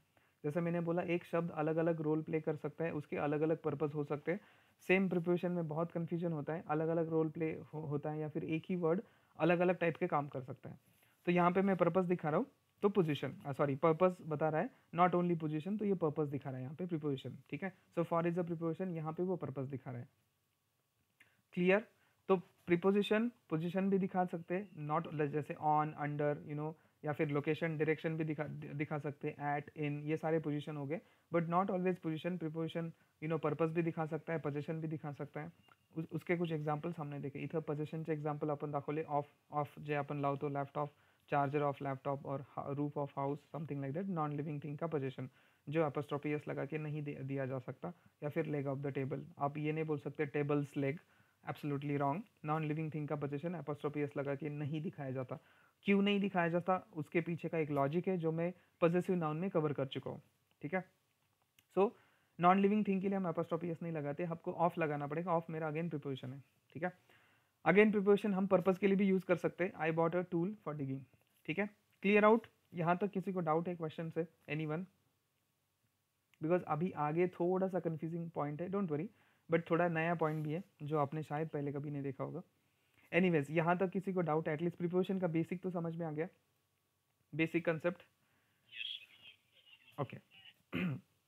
Let's talk about few more points. Latin language आहे, आपको पता है लॅटिन ही एक लँग्वेज आहे। इंग्लिश मधले बरेचसे वर्ड्स किंवा बरेचसे संदर्भ किंवा रेफरेंस जो है वो लैटिन से लिया गया है, आपको भी पता होगा, या फिर मैंने इनिशियली जो मेरा प्रेजेंटेशन है उसमें मैं बता देता हूँ, या फिर नाउन के सिंगुलर प्लूरल में मैं शायद बताया होगा कि बहुत सारे लैटिन वर्ड्स होते हैं, जैसे cactus, you know, cacti, fungus, fungi, singular plural के टाइम मैंने बताया था। सो लैटिन में जनरली कैसा होता है, लैटिन ऐसी लैंग्वेज है जिसमें प्रिपरेशन बाद में आते हैं। बाद में मतलब क्या, सब्जेक्ट के बाद, सॉरी ऑब्जेक्ट के बाद में, ठीक है। लैटिन में ऐसा है कि ऑब्जेक्ट के बाद में आते, तो पहले इंग्लिश ऐसा मानती नहीं थी, मतलब इंग्लिश ऐसा अलाउड नहीं करती थी कि प्रिपरेशन ऑब्जेक्ट के बाद में आएगा। ऑब्जेक्ट के बाद में मतलब कैसा, द पॉइंट इज दैट, अब यहाँ पे मैंने क्या इन पहले लिखा है, गार्डन बाद में लिखा है, तो उनके यहाँ पे इन बाद में भी आता था, पहले नहीं आता था, मतलब लैटिन ऐसा फॉलो करती है। लैटिन में, अब हमारे यहाँ पे तो ऐसा गलत है, अब इज डांसिंग द गार्डन इन, ऐसा तो नहीं होगा, दैट इज एब्सोल्युटली रॉन्ग, ठीक है। तो इनिशियली इंग्लिश ऐसा नहीं मानती थी, मतलब इंग्लिश में प्रिपरेशन पहले ही आते थे जैसे लैटिन में, बट लैटिन में बाद में आते, ठीक है। बट आजकल कैसा है कि इंग्लिश में ऐसे बहुत सारे, मैं आपको एग्जांपल दूंगा जिसमें प्रिपरेशन बाद में ही आते, बिकॉज पहले हम लिख नहीं सकते, उसके पीछे भी कुछ रीज़न है, पहले हम उसको लिख भी नहीं सकते। पहले तो ये समझो प्रिपरेशन पहले क्यों है, मतलब एक दो एग्जांपल, ऑन बेंच, बेंच बाद में, मतलब ऑब्जेक्ट बाद में, प्रिपरेशन पहले है, ठीक है। अंडर आदि आला है टेबल के पहले, ठीक है। तो प्रिपरेशन हमेशा पहले ही आते हैं। होम मेरा ऑब्जेक्ट है, होम के पहले मेरा एड प्रिपरेशन आया। गार्डन मेरा ऑब्जेक्ट है, गार्डन के पहले प्रिपरेशन आया। तो जनरली प्रिपरेशन पहले ही आते, बट आजकल इंग्लिश में ऐसे बहुत सारे वर्ड्स है, बहुत सारे सेंटेंसेस है जिसमें प्रिपरेशन बाद में भी आ सकते हैं, जैसा लैटिन फॉलो करती है। पहले तो ये इंग्लिश नहीं मानती थी, लेकिन अभी इट इज अलाउड, म्हणजे आधी इंग्लिशमध्ये असं नव्हतं, बट लॅटिनमध्ये जनरली प्रिपरेशन नंतर, कशाच्या नंतर येतात, ऑब्जेक्टच्या नंतर। माय पॉइंट इज दैट, मतलब डिगिंग फॉर, मतलब अभी यहाँ पे ये डिगिंग मेरा ऑब्जेक्ट है, फॉर मेरा प्रिपरेशन है। तो मेरा नीचे वाला पॉइंट ऐसा है कि लाइक बाद में भी आ सकता है। तो कैसे आता है मैं आपको बता रहा हूँ। तो प्रिपरेशन कैन बी आफ्टर और at the end also, not only pre, मतलब वो ऑब्जेक्ट के बाद में भी आ सकता है। जनरली ऑब्जेक्ट्स क्या होते हैं, बाद में आते हैं और प्रिपरेशन पहले आते हैं, राइट। जैसे फॉर एक्झाम्पल डिगिंग मेरा ऑब्जेक्ट है, ये बाद में आ गया, हा नंतर आलाय आणि प्रिपरेशन त्याच्या आधी आलाय, म्हणून त्याला प्री म्हणतात, प्री पोजिशन, तो ऑब्जेक्ट के पहले आए। बट उल्टा भी होता है, ऑब्जेक्ट के बाद भी आ सकते, तो preposition can be after the object also, not only pre, म्हणजे आधीच आले पाहिजे असं काही नाही, बाद में भी आ सकते। एक एग्जाम्पल, सो जनरली ऑब्जेक्ट, अब यहाँ पे उल्टा होगा, ऑब्जेक्ट मेरे पहले आएंगे एंड प्रिपोजिशन बाद में आएंगे। एक एग्जाम्पल मैंने यहाँ पे लिखा है, दो तीन एग्जाम्पल है। This is the man I lived with, ठीक है। अब एक एग्जाम्पल, सपोज अगर मैं यहाँ से प्रिपोजिशन हटा दूँ तो क्या कर बढ़ता है, this is the man I lived, याचा अर्थ काय होतो, आई लिव्ड म्हणजे मी राहतो. अब इस सेंटेंस में मुझे मेरी बात नहीं करनी, मुझे मुझे ये बोलना है कि उस मैन के साथ, उसके साथ मैं रहता था, समथिंग लाइक दैट. तो इसीलिए यहाँ पे प्रिपोजिशन बाद में आए. तो मैं सिर्फ अगर मैं यहाँ पे प्रिपोजिशन हटा दूँ सपोज, तो दिस इज द मैन. आप ध्यान देना यहाँ पे क्या है, ये जो विथ है ना, ये थोड़ा कंफ्यूजिंग है समझने में. ये विथ वापस मैन को ही रेफर करता है. एक एग्जाम्पल मैं थोड़ा उल्टा लिखता हूँ. आई लिव्ड विथ माई, ये तो आपने सुना होगा, राइट सिस्टर, क्लियर. हमने क्या किया, बस सेंटेंस को थोड़ा सा घुमा के लिखा है. आई lived with my sister, I lived with sister for example, right. तो यहाँ पे क्या है, विथ मेरा प्रिपोजिशन है, विथ है माझा प्रिपोजिशन है, सिस्टर ये मेरा ऑब्जेक्ट है. ये पहले जैसा है, मतलब प्री पोजिशन जो मैंने आपको इनिशियली अभी बताए थे 2 पॉइंट कि प्रिपोजिशन हमेशा पहले आते हैं ऑब्जेक्ट के. तो यहाँ पे सिस्टर मेरा ऑब्जेक्ट है, सिस्टर के ये पहले आ चुका है, this is absolutely fine, not an issue. But यहाँ पे ये मेरा पॉइंट थोड़ा उल्टा है, ठीक है. अब यहाँ पे उल्टा ऐसा है तो सीन ऐसा है कि मैं ऐसा लिख सकता हूँ, आई lived with man. For example ये सेंटेंस को थोड़ा सा इग्नोर करो, आई लिव्ड विथ मैन, राइट. ये तो समझ में आता है सबको, हे तर सगळ्यांना समजते, बिकॉज मॅन हा माझा ऑब्जेक्ट आहे. मी विथ आधी लिहिले, विथ हा माझा प्रिपोजिशन है. आई लिव्ड विथ मैन, जैसा आई लिव्ड विथ सिस्टर. अब यहाँ पे हमने क्या किया है, हाँ, जैसा मैंने लास्ट टाइम आपको बोला था, सेंटेंस में हम शब्द को ड्रॉप कर सकते थे. तो ये थोड़ा सा एक्स्ट्रा इन्फॉर्मेशन देने के लिए मैंने ऐसा सेंटेंस लिखा है कि दिस इज द मैन, यही वो इंसान था जिसके साथ में रहता था. तो ये जो विथ है ना, विथ के बाद एक्चुअली मैन है, आई lived with man. But since इस मैन का रेफरेंस ऑलरेडी यहाँ पे आ चुका है, मैंने लास्ट टाइम भी आपको जो पॉजेसिव नाउन पढ़ा रहा था, same example I think Netflix पे जब हम not possessive noun, but last time आपण जेव्हा नेटफ्लिक्स एक्झाम्पल घेतलं होतं त्या बॉक्स बद्दल, इफ यू रिमेंबर, तो हमने बॉक्स को ड्रॉप किया था, right. Moms, this is your moms. तो फिर हमने वापस गिफ्ट बॉक्स नहीं लगाया था. सेम एग्जाम्पल, ये मैन मेरा ऑलरेडी यहाँ पे आ चुका है, तो यहाँ पे मैं मैन नहीं लिख सकता. इसलिए ऐसा है कि मतलब इन शॉर्ट लक्षात आलं की ऑब्जेक्ट मेरा पहले आ चुका है, ये मेरा ऑब्जेक्ट है. चलो मैं इसको ब्लू करता हूँ. सो दिस इज माय ऑब्जेक्ट, ठीक आहे. प्रिपोजिशन काय असतात, जनरली ऑब्जेक्टच्या आधी येतात, बरोबर. म्हणजे ऑब्जेक्ट नंतर येतात, तुमचे प्रिपोजिशन आधी येतात. इथं उलटं झालंय, तेच तर मी तुम्हाला सांगतोय. प्रिपोजिशन हे नंतर सुद्धा येऊ शकतात ऑब्जेक्टच्या नंतर. तो यहाँ पे वही एक एग्जाम्पल है कि प्रिपोजिशन ऑब्जेक्ट के बाद भी आ सकते हैं. सो this is the man I lived with, अगर मैं विथ हटा दूं तो ये गड़बड़ हो जाएगा. This is the man I lived, इसका मीनिंग होगा कि मैं रहता हूँ, नहीं, मैं मैन के साथ रहता हूँ. आई लिव्ड मतलब मैं रह रहा हूँ, ये नहीं हम बता रहे, हम उस इंसान के साथ में रहता हूँ ये बता रहे. अगर मैं ऐसा लिखूँ आई लिव्ड विथ सिस्टर हटा दो, इसका मीनिंग क्या, मैं रहता हूँ या फिर मैं रहता था. For example I lived, right. But I lived with sister, इसका मीनिंग क्या है कि मैं सिस्टर के साथ रहता था. तो same example, this is the man I lived with, इसलिए दिस इज द एग्जाम्पल की प्रिपोजिशन बाद में आए हैं, ठीक है. सो मेरा ऑब्जेक्ट पहले आ गया, प्रिपोजिशन बाद में आ गया. अगर मैं फिर से वापस ऑब्जेक्ट डालूँ तो जरूरत नहीं है, बिकॉज ऑब्जेक्ट मेरा ऑलरेडी आ चुका है मैन, तो मैं मैन को ड्रॉप कर सकता हूँ. सेम एग्जाम्पल, ठीक है, मैं थोड़ा सा उसको उल्टा करता हूँ. This is the book I was looking for, और आई वॉज लुकिंग फॉर. अब मैं फुल स्टॉप तो नहीं दे सकता, राइट. अगर मैं ऐसा लिखूँ, आई was looking for what, I need something here, looking for question mark, कुछ तो मुझे चाहिए, मतलब ऑब्जेक्ट चाहिए. तो फॉर ये मेरा क्या है, पहले इसको 2 मिनिट के लिए भूल जाओ, याच्याकडे फक्त लक्ष ठेवा. फॉर हा माझा काय प्रिपोजिशन है, ठीक है. फॉर ये मेरा प्रिपोजिशन है. अब मैंने सिर्फ इतना लिखा, आई वॉज लुकिंग फॉर, मैं देख रहा था, क्या देख रहा था, किसके लिए देख रहा था, कुछ तो मुझे, आई नीड ऑब्जेक्ट. तो यहाँ पे ऑब्जेक्ट है, तो मैं यहाँ पे ऐसा लिख सकता हूँ, right. I was looking for book, right. अब ये तो मेरा ऊपर वाला एग्जाम्पल है, ऊपर वाला मतलब जो मैं आपको इनिशियल नॉर्मल सिंपल एग्जाम्पल जो समझने के लिए कोई डिफिकल्ट नहीं है. हा माझा इनिशियल एग्जाम्पल, इनिशियल मतलब मैं जो आपको यहाँ पे बता रहा था कि प्रिपोजिशन आधी येतात, ऑब्जेक्ट्स नंतर येतात, इसलिए तो उसको प्रिपोजिशन कहा जाता है. बट उल्टा भी होता है, ये मैं आपको अभी पढ़ा रहा हूँ. तो I was looking for book, not an issue. I was looking for my girlfriend, not an issue, simple example है. I was looking for my father, I was looking for my laptop, not an issue, because preposition पहले आया है. Laptop वो एक relation बता रहा है, किसके लिए तुम देख रहे थे, काइंड ऑफ रिलेशन है, ठीक है. सो ये इसमें आई डोंट थिंक किसी को डाउट होना चाहिए, कन्फ्युजन होना चाहिए. हे सेंटेन्स क्लिअर आहे. आता मी थोडंसं त्याला ह्या ऑब्जेक्टला मी आधी टाकले, थोडंसं जरा सेंटेंस फिरवले.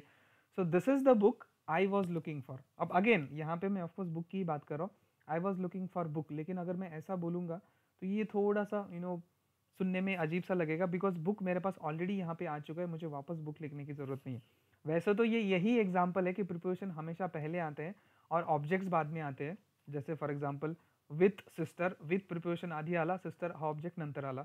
इथं सुद्धा फॉर प्रिपोजिशन आधी आला, बुक हा ऑब्जेक्ट नंतर आला. बट इथं मी सेंटेन्स थोडं फिरवले, इथं मी ऑब्जेक्ट्सला आधी पण टाकू शकतो. तो मैं आपको यहाँ पे ये पढ़ा रहा हूँ कि आपके ऑब्जेक्ट्स पहले भी आ सकते हैं. आपको सेंटेंस को थोड़ा सा अलग तरीके से रीफ्रेम करोगे या फिर रीस्ट्रक्चर करोगे तो. ठीक है. So this is the book I was looking for. I was looking भी नहीं बोल सकते, I was looking for, because आपको रिलेशन दिखाना है, तो आई वॉज लुकिंग फॉर.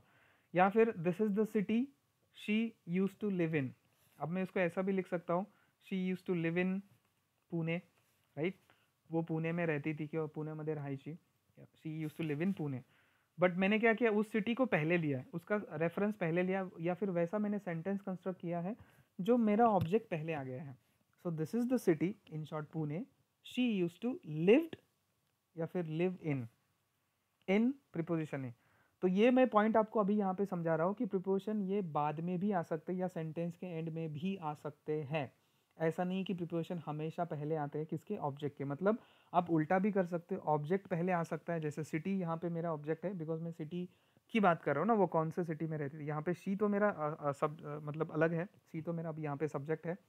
दो अलग अलग सेंटेंस है basically. This is the city and she use to live in. But मैं जो रिलेशन दिखा रहा हूँ ना, वो इन का सिटी के साथ दिखा रहा हूँ ना, शी के साथ तो नहीं दिखा रहा हूँ. फॉर का बुक के साथ दिखा रहा हूँ रिलेशन, विथ का मॅन के साथ रिलेशन दिखा रहा हूँ. तो इट इज लाईक दॅट. म्हणजे त्याचा अर्थ काय, प्रिपोजिशन हे सेंटेन्सच्या नंतरही येऊ शकतात आणि ऑब्जेक्ट्स आधी येऊ शकतात. मतलब आपके ऑब्जेक्ट, सॉरी इसको मुझे ब्लू करना पड़ेगा because this is my object. हाँ, तो आपके ऑब्जेक्ट्स पहले आ सकते और प्रिपोजिशन बाद में भी आ सकते सेंटेंस के एंड में. थोड़ा सा क्लियर आउट हो गया, थोड़ा सा, या फिर और कंफ्यूजन है? Any questions, any doubts, anyone so far? Guys, anyone, any questions? Clear है?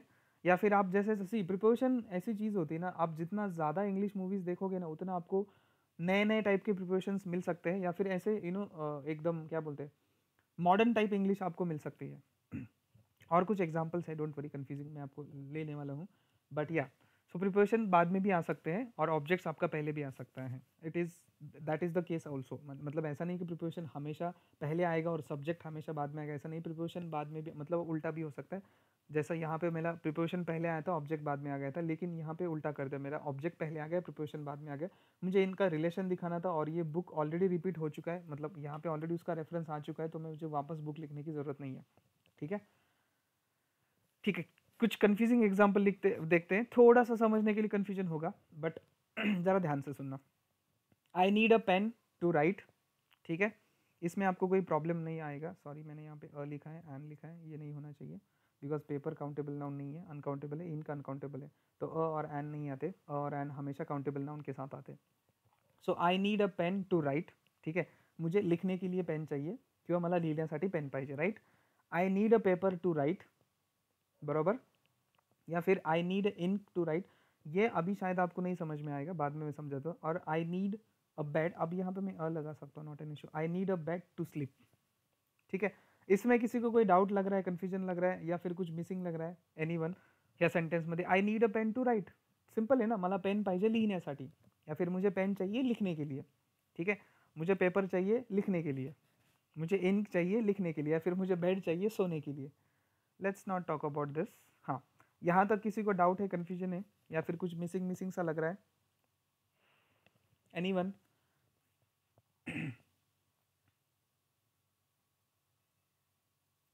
यस,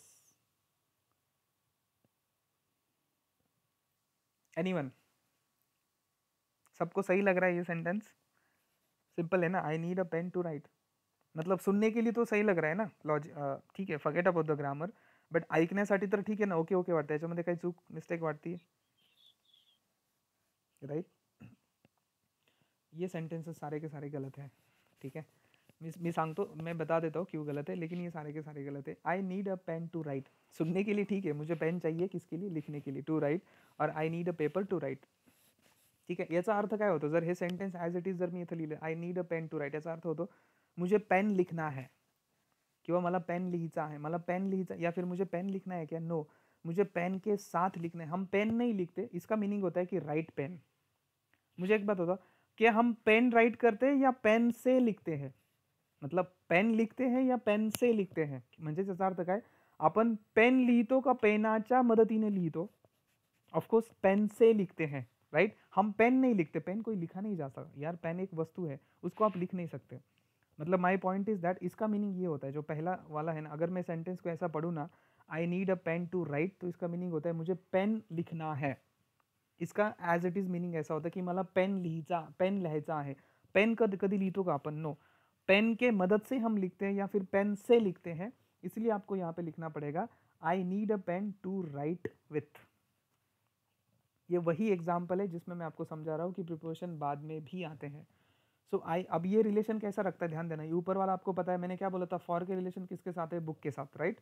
लिव्ड विथ, ऐसा करो आप, आई लिव्ड विथ सिस्टर, और the man I lived with, मतलब ये विथ का रिलेशन मैन के साथ है। सिटी का रिलेशन मैंने अभी बोला था आपको, अगर मैं विथ हटा दूं तो उसका गडबड क्या हो जाता है? आई लिव्ड, मी राहतो, मला असं नाही सांगायचं ना मी राहतो, मी त्या मॅन सोबत राहतो किंवा राहायचो फॉर एग्जाम्पल, या फिर वो मैन के साथ मैं रहता था, या फिर मैं बुक के लिए देख रहा था, या फिर मैं बुक को देख रहा था। मैं नहीं देख रहा था, मैं बुक को देख रहा था, आई वॉज लुकिंग फॉर बुक, ठीक है? सो सेम एग्जाम्पल। या फिर वो रहती थी, वो किस सिटी में रहती, तो इनका रिलेशन में सिटी के साथ था। तो सेम एग्जाम्पल, मैं पेन के साथ लिखता हूँ, so that is your object and this is your preposition, ठीक है? अगर आप ये विथ हटा दे तो ठीक है, सुनने के लिए तो हम ऐसा ही बोलते हैं हमेशा, अरे I need a pen to write, because मैंने बोला ना हम वर्ड को ड्रॉप करते, I need a pen to write, लिखने के लिए पेन चाहिए, बट उसका मीनिंग ये होता नहीं, ठीक है? बिकॉज आपने कोई प्रिपोजिशन ही नहीं डाला ना इसमें, ठीक आहे? लिहिण्यासाठी, आता जसं एक कॉमन लँग्वेजमध्ये सांगतो, जर तुम्हाला समजत नसेल, आपण साठी यूज करतो। साठी म्हणजेच काय, फॉर एग्जाम्पल विथ ना, यू नो, फॉर या फिर विथ समथिंग लाइक दैट। तो ये मैं आपको मराठी या हिंदी एक्सप्लेन नहीं कर पाऊंगा, बिकॉज मराठी, हिंदी और इंग्लिश के साथ साथ आप वर्ड टू वर्ड मैच नहीं कर सकते, ठीक है? So I can not explain in Marathi और हिंदी कि ये विथ कैसे काम कर रहा है, बट इन शॉर्ट मैं आपको समझाने की कोशिश कर रहा हूँ, ठीक है? अगर आप यहाँ पे विथ नहीं लगाते तो उसका मीनिंग होता है कि मुझे पेन लिखना है, I need a pen to write, right? मुझे पेन लिखना है। और I need a paper to write, मुझे पेपर लिखना है। नो, हम पेपर नहीं लिखते, हम पेपर पे लिखते हैं, तो यहाँ पे ऑन हो जाएगा, I need a paper to write on, right? हम पेपर नहीं लिखते, हम पेपर पे लिखते हैं, या फिर हम पेन नहीं लिखते, हम पेन के साथ लिखते हैं, तो राइट विथ। थोड़ा कन्फ्यूजन है किसी को? डाउट है? होना चाहिए। यस।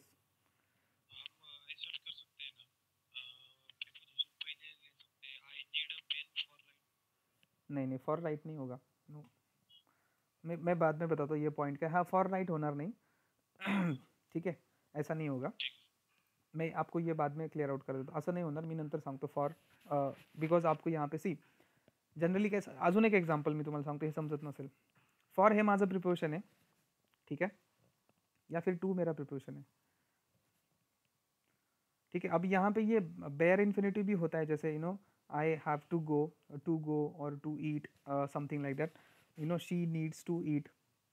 बट यहाँ पे सिच्युएशन कैसा, इथं सिच्युएशन अशी आहे की जर तुम्ही प्रिपोजिशन नाही लावलं, याचा अर्थ असा होतो की मला पेन लिहायचा आहे, I need a pen to write, ठीक है? I need a pen, because हम शॉर्टकट्स में बोलते तो आपको सबको सुनने में ये तो करेक्ट सेंटेंस लगेगा, अरे ये तो करेक्ट सेंटेंस है ना, लिखने के लिए पेन चाहिए तो to write, I need a pen to right.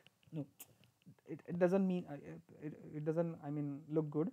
इसका मीनिंग ये होता है कि I need a pen to write मतलब मुझे पेन लिखना है, और I need a paper to write मतलब मुझे पेपर लिखना है, या फिर I need a ink to write, या फिर I need a bed to sleep, ठीक है? तो मुझे बेड स्लीप, हम ब्लेड को स्लीप नहीं कराते, हम खुद उस पर सोते हैं, तो यहाँ पे भी ऑन आ जाएगा, I need a bed to sleep on, या फिर स्लीप इन बोल सकते हो, ऑन इन दोनों होता है generally. But I need a bed to sleep मतलब मुझे बेड को स्लीप कराना है, इन शॉर्ट ऐसा होता है, मुझे बेड चाहिए स्लीप करने के लिए, मतलब उसको बेड को, राइट? अगर नहीं समझ में आ रहा तो ऐसा समझो कि I need a pen to write मतलब मुझे पेन को लिखना है, ऐसा मीनिंग होता है, पर हम पेन को नहीं लिखते, हम पेन से लिखते हैं, तो I need a pen to write with, ठीक है? So I need a pen to write with, और I need a paper to write on, और यहाँ पे इन आता है, I need in to write in. तो because you need preposition here, because आपको रिलेशन दिखाना है, तो I need a pen to write मतलब मुझे पेन को लिखना है, ऐसा नहीं होता, पेन से लिखना होता है आपको. सो यू नीड प्रिपोजिशन, इसलिए प्रिपोजिशन एंड में आते हैं. Yes Amol, any question?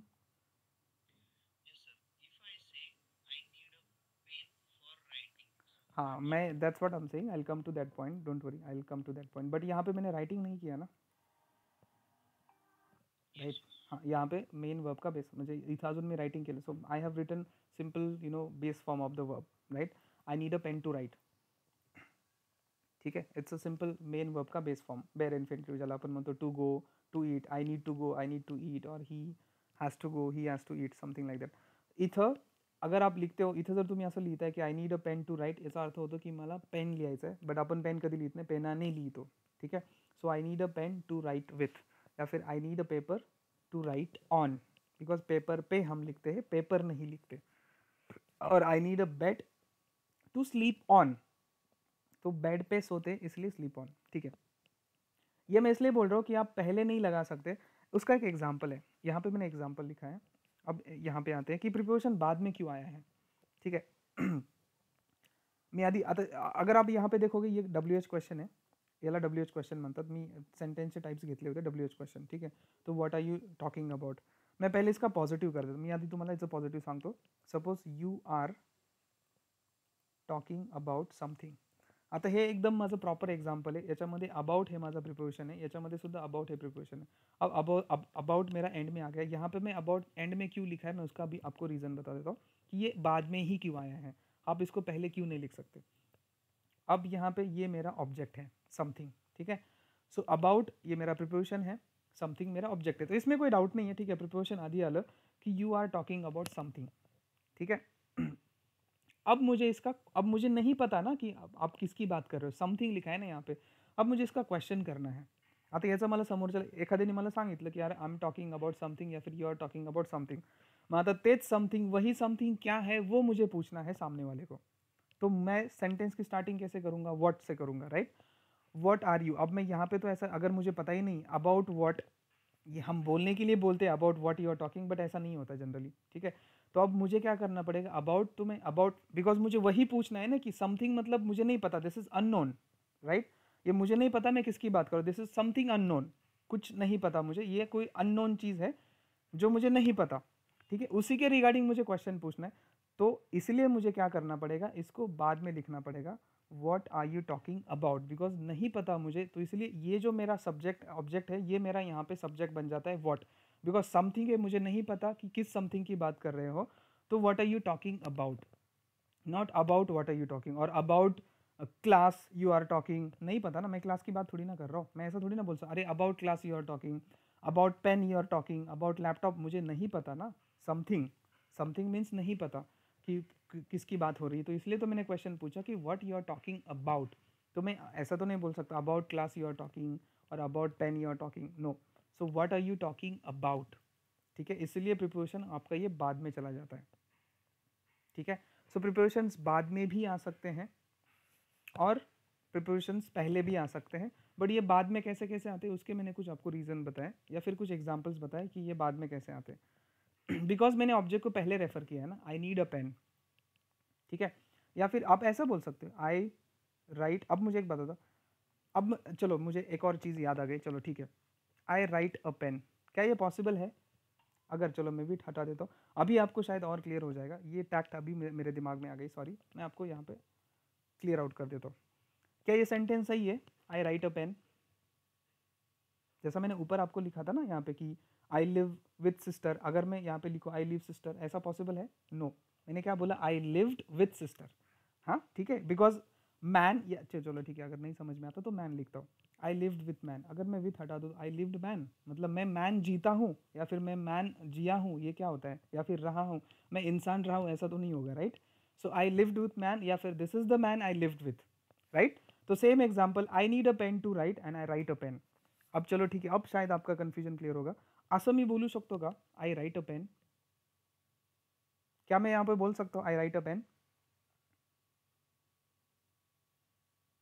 Yes, no? तो इसमें क्या करेक्शन होगा फिर, इसमें क्या करेक्शन करेंगे हम? Exactly, I write with a pen. तो मैंने इसी सेंटेंस को थोड़ा घुमा फिरा के बोला है, मैंने पेन को पहले लिखा है, आई नीड अ पेन, तो इसलिए मैं बोल रहा हूँ ना, अगर मैं यहाँ पे ऊपर का विथ हटा दिया मतलब ये ऐसा बन जाता है, आई राइट अ पेन। तो अगर मुझे यहाँ पे विथ कंपलसरी है, इसीलिए यहाँ पे भी सेम आई नीड विथ, मुझे मतलब हाँ विथ इथे लागणार है, बिकॉज अगर मैं विथ नहीं लगाता तो उसका मीनिंग ये हो जाता है आई राइट अ पेन। अगर जिन को ये एग्जाम्पल समझ में आ गए ना, मैंने दोनों साइड से लिखा है, दोनों ये तीनों के तीनों एग्जाम्पल मैंने एक प्रॉपर वे में भी लिखा है, और मतलब प्रीपोजिशन को पहले लिए हुए भी लिखा है और बाद में लिए हुए भी लिखा है, ठीक है। तो ये सिंपल सिंपल एग्जाम्पल है जो आपको आराम से समझ में आएंगे, और इनको थोड़ा सा घुमा फिरा के मैंने ऐसा लिखा है। तो सेम वही है यहाँ पे, आई राइट अ पेन नहीं होता शायद, आई राइट अ पेपर, वो एग्जाम पेपर की बात है, वो अलग चीज़ होती है। आई राइट अ पेपर मतलब वो सब्जेक्ट की बात होती है, आई राइट अ पेपर ऐसा तो नहीं होगा। आई राइट क्या बोलते हैं हम, ऑन अ पेपर, राइट, बरोबर ना, आई राइट ऑन अ पेपर। तो वही यही एग्जाम्पल उसका है कि मैंने यहाँ पे ऑन क्यों लगाया बाद में। आता समझ लो, अभी समझ में आ गया, थोड़ा कंफ्यूजन क्लियर हो गया, यस नो। सी अगर मैं यहाँ पे विथ नहीं लगाता तो उसका मीनिंग ये होता है आई राइट अ पेन, या फिर मुझे पेन चाहिए, पेन लिखने के लिए चाहिए, बस मैंने नीड डाल दिया, बट हम पेन नहीं लिखते, हम पेन के साथ लिखते हैं, ठीक है। So I write a pen नहीं होता, I write with a pen होता है। Same example, I need a pen to write with.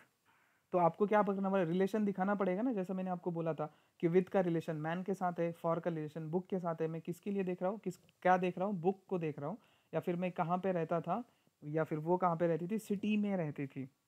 तो ऐसा तो नहीं होगा ना, she use to live Pune, ऐसा कैसा पॉसिबल होगा, she use to live Pune. अगर मैं यहाँ से इन हटा दूँ तो उसका मीनिंग ये होता है she use to live Pune. ये समझने के लिए आपको थोड़ा लॉजिकल माइंड लगेगा, बट ईजी है, नॉट दैट डिफिकल्ट, ठीक है।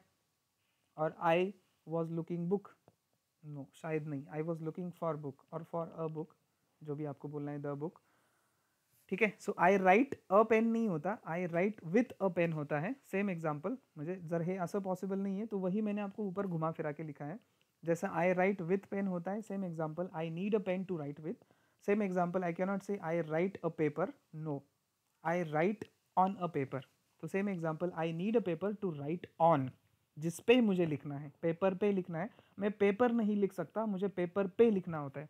सेम एग्जाम्पल, आई, उसका मैं सीधा सीधा कर देता हूँ, मतलब सुलटा कर दे, जलापन म्हणतो ना, ईजी करून देतो, आई स्लीप बेड। अगर मैं यहाँ पे ऑन या इन नहीं लिखूँ ना, उसका मीनिंग क्या होता है, आई स्लीप बेड। आई स्लीप बेड मतलब क्या, मैं बेड को सुलाता हूँ, आई स्लीप बेड, शायद नहीं, राइट। हम क्या बोलेंगे, आई स्लीप ऑन बेड, या फिर I sleep in the bed. On in दोनों चलता है, बिकॉज आजकल बड़े बड़े बेड आते हैं, तो अब तकिए के अंदर भी होते हैं ना, तो इन और ऑन दोनों चलेगा। अगर आप फ्लैट बेड पे सोए हो तो ऑन बोलते हैं जनरली, और इनसाइड मतलब बेड के अंदर जैसे तकिया बिकिया ओढ़ के सोए हो तो इन बेड भी होता है, ठीक है। बट असं तर होणार नाही ना, I sleep bed, not possible, because इसका मीनिंग वही होता है, I need a bed to sleep, म्हणजेच काय, I sleep bed, which is not possible, I sleep on bed और in bed. So same example, I need a bed to sleep on और sleep in. Clear, अब तो थोड़ा समझ में आ गया। Any confusion, any doubt in this? थोड़ा सा आई टोल्ड यू ना, थोड़ा सा कंफ्यूजिंग है, बट अगर आप थोड़ा सा लॉजिकल माइंड लगाओगे तो आपको इजी समझ में आ जाएगा। All right, any questions, any doubts यहाँ पर, एनी वन?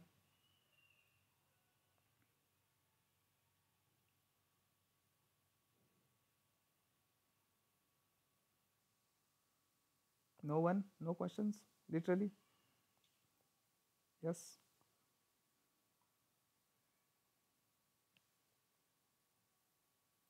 All right, ठीक है। Yes, any questions? Yes, Purushottam. Guys, don't type, huh? This is a spoken language. Yes, Purushottam, any questions, any doubt? Sir हे दोन म्हणजे आपण तुम्ही दोन प्रकारचे वाक्य सांगितले, कधी वापरले जाते सर, म्हणजे कसं? प्रिपोजिशन आधी लावलं जातं आणि नंतर लावलं जातं? नाही असं काही नाही, कसंही लावा, तुमची इच्छा, तुम्हाला कसं. फक्त डोंट, म्हणजे हे एक्झाम्पल्स मी का लिहिले कारण हे असं आपण चुकीचं बोलतो म्हणून. तुम्ही असंही म्हणू शकता ना, आता suppose for example I write with a pen असंही म्हणू शकतो, नॉट एन इश्यू. बट म्हणजे आपण पेनने लिहितो किंवा पेनासोबत लिहितो, बट तुम्हाला असं म्हणायचं आय नीड अ पेन, किंवा simple in short I need a pen, मला पेन पाहिजे, इथपर्यंत ठीक आहे, नॉट एन इश्यू. बट हां, पुढे जर तुम्ही म्हणताय की I need a pen to write आणि इथं फुल स्टॉप देतात, then this is wrong. I need a pen to write with, आप कैसे भी बोलो, असंही म्हणू शकता तुम्ही. किंवा I just simply I need a pen. मी जस्ट प्रिपोजिशनचे पॉसिबल केसेस सांगतोय की प्रिपोजिशन कधी कधी कुठे कुठे येऊ शकतात, आधी पण येऊ शकतात, नंतर पण येऊ शकतात, किंवा आपण जे काही मिस्टेक्स करतो ना ते तुम्हाला मी क्लियर आउट करतोय. हाँ, आप ऐसा नहीं लिख सकते, या तो आप सिर्फ इतना बोलो प्रिपोजिशन प्रिपोजिशन सब हटा ही दो, आई नीड अ पेन, बाबा मुझे पेन चाहिए. बट अगर आप ऐसा लिख रहे हो I need a pen to write, तो आपको विथ लिखना पड़ेगा. I need a pen to write with. क्यों? बिकॉज अगर आप विथ नहीं बोलते तो याचा अर्थ असा होतो आई राइट अ पेन. मैं आपको जस्ट मिस्टेक्स बता रहा हूँ, आपको कैसा यूज करना है आपकी मर्जी. आप ऐसा तो नहीं बोलेंगे ना आई राइट पेन, ऐसा तो नहीं बोलेंगे ना. तुम्ही काय म्हणणार, आय राईट विथ पेन, किंवा असं पण म्हणू शकतो आय नीड अ पेन. जसं फॉर एक्झाम्पल जसं आपण मगाशी केलं होतं, दिस इज द पेन या दिस इज द मॅन, ठीक आहे, या फिर आय नीड अ पेन. और ठीक आहे, कन्फ्युजन होत असेल, दिस इज द पेन, आपण थोडंसं तसंच करू, this is the pen I write. आता आय राईट नाही होणार, this is the pen I write. म्हणजेच काय, मी हा पेन आहे जो मी लिहितो, नो, ज्याने मी लिहितो, की या फिर ज्याच्या हेल्पनी मी लिहितो. So I need a pen और this is the pen I write with. Same example इथलं घेतले.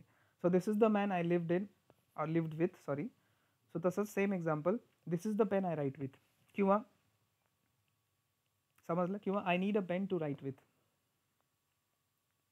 दोनों तरीके से आप बोल सकते हो, बट डोंट मेक मिस्टेक्स. मी तुम्हाला फक्त पॉसिबल कॉम्बिनेशन किंवा मिस्टेक्स सांगतोय. बोल, हां, बोलचाल की भाषा में चलते. Yes, sir I need a pen for write असं होऊ शकतं का? सांगतो, I will come to that point, wait wait. ठीक आहे, ओके, ठीक आहे, नो प्रॉब्लेम. ऑल राईट, फॉरकडे येतो मी, डोंट वरी, जेरेंटचं जो मी बोललो तो. Anyways, so far any questions, any doubts apart from that फॉरवाला. Okay, next point, this is almost clear. Objective cases, हे मी तुम्हाला प्रोनाऊनच्या वेळेस सांगितलं होतं. थोडंसं हे आता this is passive voice. Passive वॉइसमध्ये तुम्हाला ते लेटरवालं पण एक एक्झाम्पल दिलं होतं, I write a letter and letter is written by me, right. So passive voice आपको पता है, ये पैसिव वॉइस होता है, जनरली आपण उलटं करतो. तो ही वॉज इन्व्हायटेड बाय, अब मी और आय. सेम मी तुम्हाला सांगितलं होतं की बाय हे माझं प्रिपोजिशन है, प्रिपोजिशन के बाद हमेशा ऑब्जेक्ट्स आते हैं. ऑब्जेक्ट या तो नाउन या प्रोनाउन होते हैं. यहाँ पे आई भी प्रोनाउन है, मी भी प्रोनाउन है, लेकिन ये ऑब्जेक्ट की जगह है, तो ऑब्जेक्ट की जगह पे मुझे मी डालना पड़ेगा, नॉट आई. ये ऑब्जेक्टिव्ह केसेस आपको मैं पढ़ा रहा हूँ प्रोनाउन के. कारण बाय हा प्रिपोजिशन आहे, प्रिपोजिशन नंतर ऑब्जेक्ट येतात, ऑब्जेक्ट हमेशा नाउन प्रोनाउन असतात. प्रोनाउन मी इथं यूज केले, बट इथं मी आय का नाही हे ऑलरेडी एक्सप्लेन केलं, मी परत एकदा सांगतोय, प्रिपोजिशनचा पॉईंट आलाय म्हणून.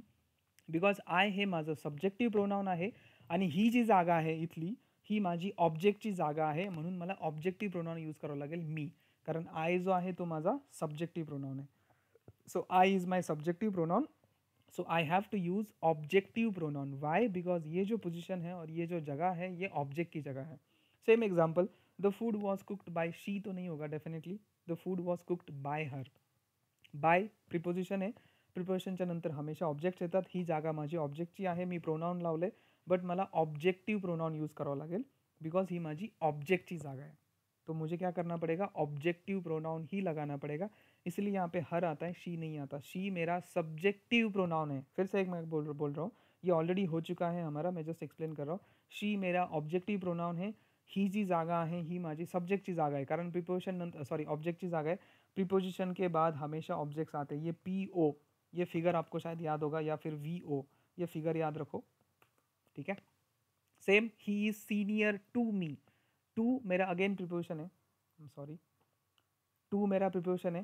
प्रिपोजिशन के बाद हमेशा ऑब्जेक्ट्स आते हैं, ऑब्जेक्ट या तो नाउन प्रोनाउन होते हैं, ये मेरी ऑब्जेक्ट की जगह है. आई मेरा सब्जेक्टिव प्रोनाउन है, मैं सब्जेक्टिव प्रोनाउन तो ऑब्जेक्ट की जगह पे तो नहीं लगा सकता ना, तो मुझे मी करना पड़ेगा, not I. So he is senior to I नहीं होता, he is senior to me. Why? Simple logic आहे. इंग्लिशमध्ये हे 4-5च रूल जर तुम्ही लक्षात ठेवले तर इंग्लिश खूप सोपी आहे. यू नो, प्रिपोजिशन, वर्ब्स, हे जे मी तुम्हाला 4-5 रूल सांगितले होते, सब्जेक्ट ऑब्जेक्ट हे नाउन प्रोनाउन असतात, ऑब्जेक्ट्स प्रिपोजिशन नंतर हमेशा ऑब्जेक्ट्स येतात, वर्ब नंतर हमेशा ऑब्जेक्ट्स येतात, ऑब्जेक्ट हे हमेशा नाउन किंवा प्रोनाउन असतात. सो ये मेरी ऑब्जेक्ट की जगह है, पोजीशन है ऑब्जेक्ट की जगह, ऑब्जेक्ट की जगह है, तो मैं यहाँ पे सब्जेक्टिव प्रोनाउन कैसे लगा सकता हूँ? आई मेरा सब्जेक्टिव प्रोनाउन है। Clear? This was simple. I will come to that point now. ठीक है, ये तो सोपा होता है, आई डोंट थिंक इसमें किसी को डाउट होना चाहिए। Let's come to V I, sorry V I N G, verb I N G. मैंने आपको एक चीज़ सिखाई थी इनिशियली भी, जब मैं एडजेक्टिव पढ़ा रहा था, या फिर शायद मैंने वीकेंड के सेशन में भी पढ़ाया था। वर्बला जेव्हा आपण आय एन जी लावतो तेव्हा आपण त्याला नाऊन सारखं पण काम करून घेतो, राईट? जसं फॉर एक्झाम्पल मी एक एक्झाम्पल दिलं होतं की swimming is my favourite activity और favourite whatever subject, not swimming is not subject, sorry, favourite activity और फेवरेट गेम, जो भी आपको बोलना है, फेवरेट गेम बोला। तो यहाँ पे मैंने क्या किया था, वर्ब को आईएनजी लगा के हम उनको नाउन का बिहेवियर देते हैं, जिसको इंग्लिश में जेरेंड कहा जाता है। ड्रायव्हिंग लायसन, ड्रायव्हिंग हा मी तुम्हाला बेस्ट एक्झाम्पल दिलं होतं। आता ड्रायव्हिंग लायसनमध्ये ड्रायव्हिंग हा ॲक्च्युली ॲडजेक्टिव्ह झाला, बट वर्ब को आईएनजी लगा के हम नाउन का भी बिहेवियर देते हैं। सो दिस इज माई नाउन। मैं इसको ग्रीन कलर में कर रहा हूँ ताकि आपको समझ में आए, ठीक आहे? सो वर्बला आयएनजी लावून आपण त्याला नाउन बनवतो, ज्याला इंग्लिशमध्ये जेरेंड म्हणतात। इट इज़ नॉट जी रंड और जे रुंड वगैरह, इट इज़ जेरेंड, ठीक है? जैसा swimming is my favourite game, swimming ये मेरा नाउन है, ठीक है? क्लियर? या फिर dancing is my hobby, dancing is my hobby. So again dancing is my noun, gerund, वर्बला आयएनजी लावून आपण जेरेंड बनवलं होतं, नाउन बनवतो। मैंने आपको शायद उसमें भी पढ़ाया था आर्टिकल में भी, या फिर हाँ सॉरी, मैं जब आपको वर्ब पढ़ा रहा था तो वर्ब का मैंने आपको कॉम्बिनेशंस पढ़ाए थे कि दो मेन वर्ब सेम फॉर्म में साथ में नहीं आते। शायद आपको मैं वापस एक लॉजिक समझा देता हूँ। आई लाइक स्विम ऐसा नहीं होता, ठीक आहे? आई लाईक स्विम, मी तुम्हाला सांगितलं होतं की जेव्हा दोन मेन वर्ब एका फॉर्ममध्ये सोबत कधीच येऊ शकत नाही। हा पण माझा मेन वर्बचा बेस फॉर्म आहे, लाईक हा माझा मेन वर्बचा V1 फॉर्म है, म्हणजेच बेस फॉर्म, स्विम पण बेस फॉर्म है। तो दोनों बेस फॉर्म सेम में नहीं आ सकते। तो मैंने आपको बोला था या तो यहाँ पे आपको टू लगाना, प्रीपोजिशन लगाना पड़ता है, आई लाइक टू स्विम, ये सही है, नॉट एन इशू, या फिर आपको इसको आईएनजी लगा के उसको नाउन बनाना पड़ता है। आपने सुना होगा आई लाइक डांसिंग, डांसिंग मेरा वर्ब है, मैंने क्या किया, उसको नाउन नाउन बनाया। जैसा आई लाइक मूवी होता है, मूवी क्या है, मेरा नाउन है, राईट? तो सेम एक्झाम्पल, आई लाईक डान्सिंग, आई लाईक स्विमिंग, म्हणजेच मी काय केलं इथं, याला मी जेरेंड बनवले, म्हणजेच नाउन बनवले। तो आप ये आपको जस्ट एक्सप्लेन कर रहा हूँ, मैं वहाँ पे आता हूँ, प्रिपेयर फॉर में आता हूँ, डोंट वरी, ठीक है?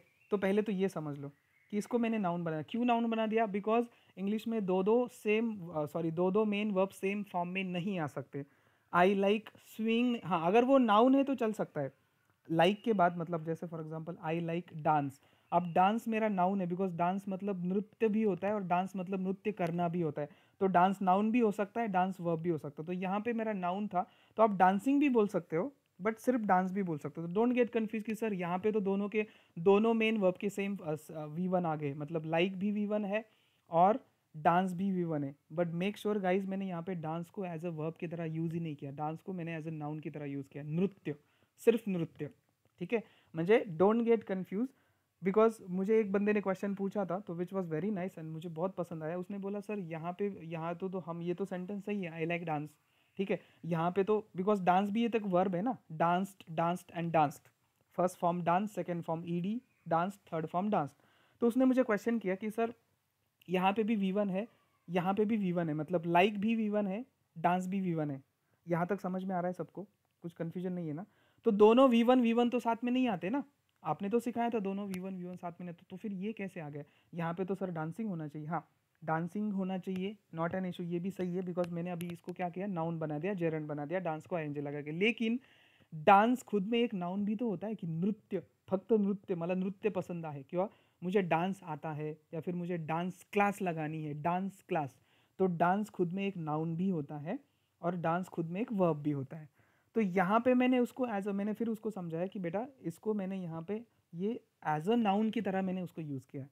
हाँ, स्विमिंग का नाउन स्विम नहीं होता, इसलिए मैंने ऐसा एग्जाम्पल, स्विम का नाउन अगर आपको करना है स्विम का तो उसको फिर स्विमिंग ही करना पड़ता है। कुछ कुछ वर्ब ऐसे होते हैं जो सेम फॉर्म में वर्ब भी होते हैं और नाउन भी होते हैं। जैसे डांस, अगर मैं बोलूँ सिर्फ डांस तो ये मेरा नाउन हो गया, और टू डांस मतलब ये मैं उसको वर्ब की तरह ट्रीट कर रहा हूँ, to dance, danced and dance. But swimming को अगर मुझे नाउन बनाना है तो मैं ऐसा नहीं बोल सकता स्विम वर्ब है तो उसका नाउन भी स्विम ही रहेगा, नो, इट्स नॉट पॉसिबल, ठीक है। सो स्विमिंग को अगर मुझे नाउन करना है तो आईएनजी लगाना, म्हणजेच काय कि किसी वर्ब का अगर मुझे नाउन बनाना है तो कभी कभी मुझे बहुत बार उसका आईएनजी लगा के जेरेंड बनाना पड़ता है, जिसको मैं नाउन बोलता हूँ, या फिर उसको नाउन की तरह नाउन में कन्वर्ट करना होता है। तो ये दोनों के दोनों उसके नाउन फॉर्म है। लेकिन डांस खुद भी एक नाउन होता है, तो मैं ऐसा भी बोल सकता हूँ डांस इज माई हॉबी। तो डोंट गेट कन्फ्यूज, अभी यहाँ पे ये मत बोलना सर आपने यहाँ पे डांस को वर्ब के, तो देखो यहाँ पे मैंने फिर से, इसलिए मैं कलर को कोड में लिख रहा हूँ, डांस वापस मेरा नाउन है, तो मतलब डांस नाउन भी होता है, डांस वर्ब भी होता है, डोंट गेट कन्फ्यूज, ठीक है।